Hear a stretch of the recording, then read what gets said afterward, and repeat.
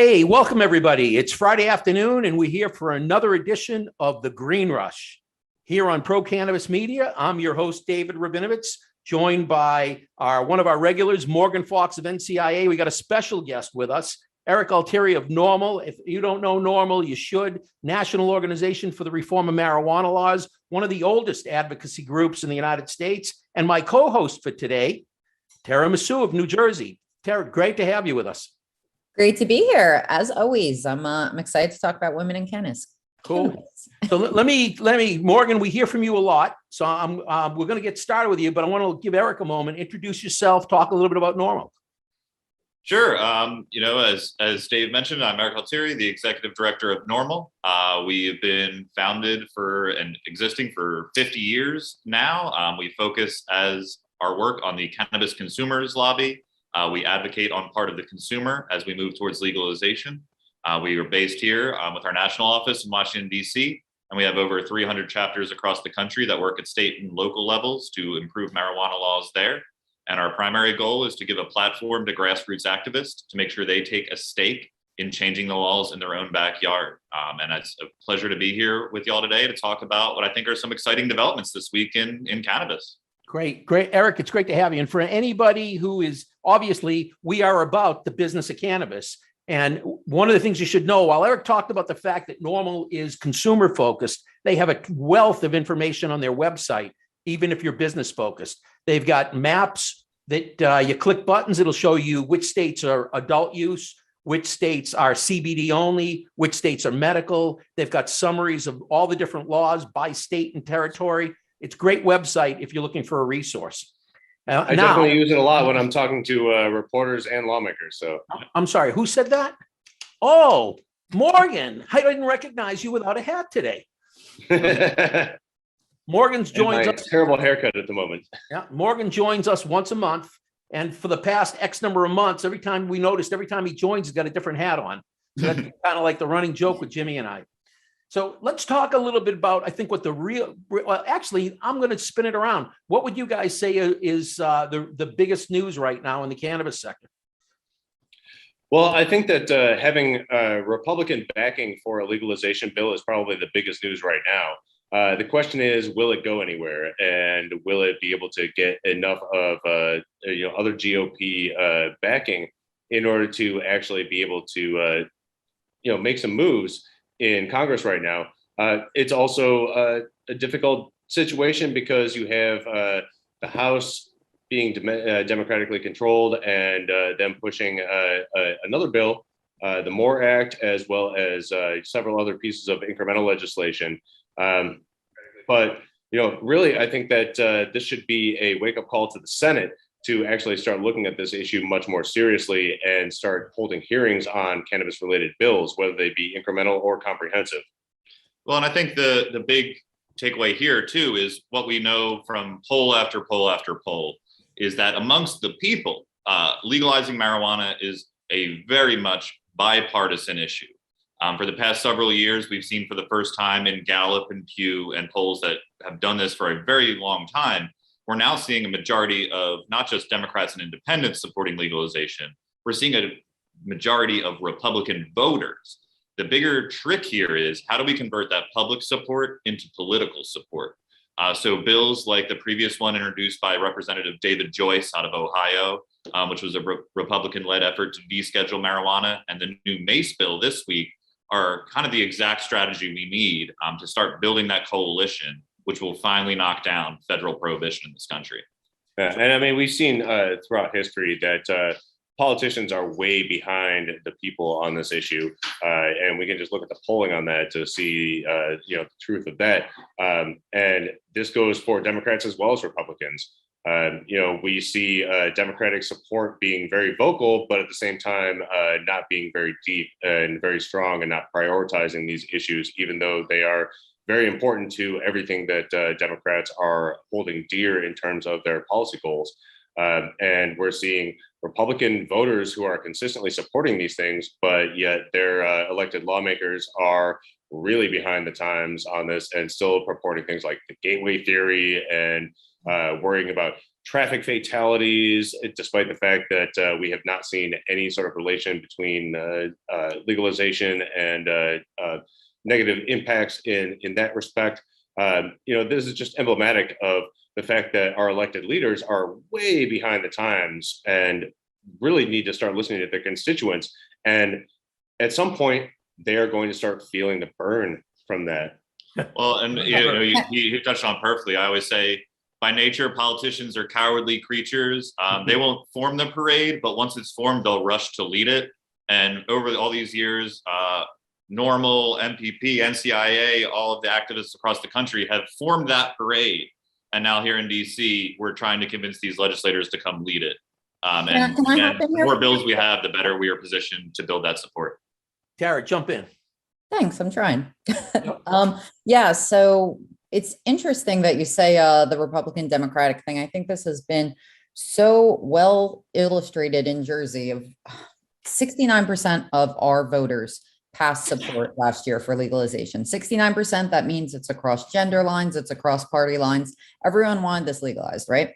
So now we're walking around the state house, we're talking to legislators, this and that, when we were trying to get it done legislatively. And, of course, obviously it is always more of a Democratic issue, but we're talking to Republican lawmakers and they'll straight tell you, oh yeah, I smoke weed. I love weed. Weed's great. Yeah, that's not going to work for me. I need to worry about reelection and my base won't support that. Well, okay. So that was phase one. Now we're into phase two, where it's like, okay, your base did support that because we have 565 municipalities in New Jersey and only 3 did not pass it. It passed in almost every one. 2 of them, it was a tie, and 1 was a very conservative Orthodox Jewish community. Everywhere else it passed. So now you're not listening to your base. And aside from not listening to your base, you're not enacting the will of your residents, because now we have it. And now everyone's doing the not in my backyard thing. And it's like, but wait, your backyard voted to have this, and the local governments aren't supporting it.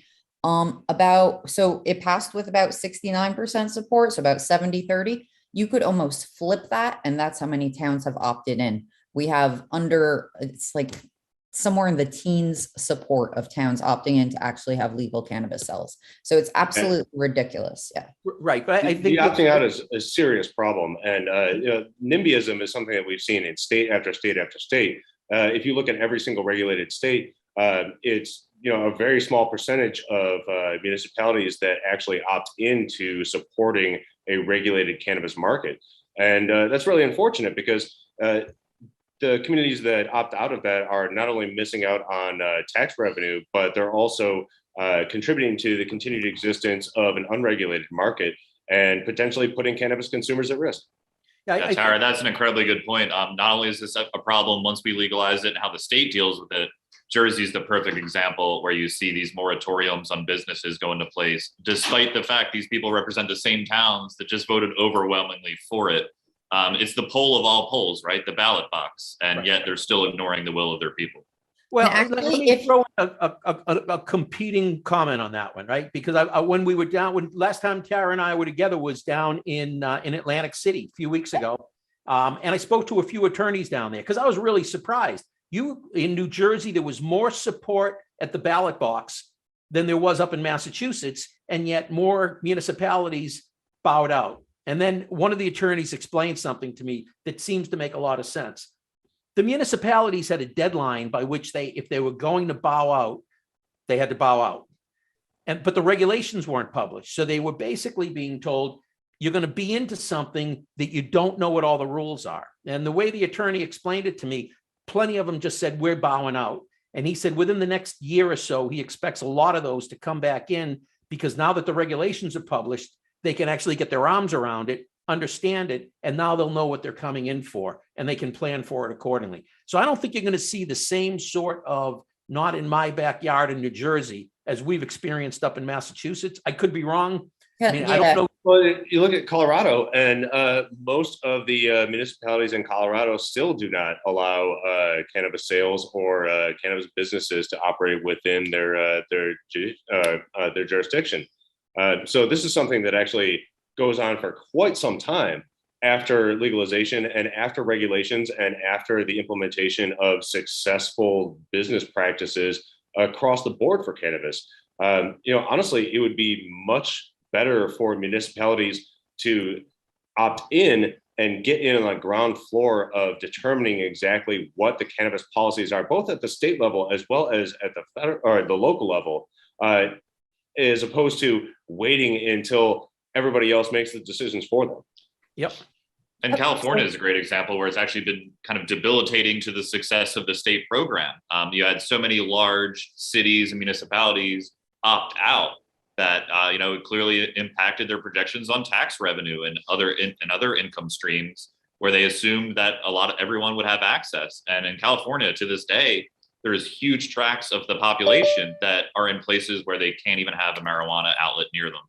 And that's been a huge problem for them. Yeah, I mean, people in the Inland Empire sometimes have to drive hours to find a legal source of cannabis, and that does nothing but deprive municipalities of tax revenue, deprive local authorities of the ability to have any sort of control over the industry, and perpetuates the existence of an unregulated market.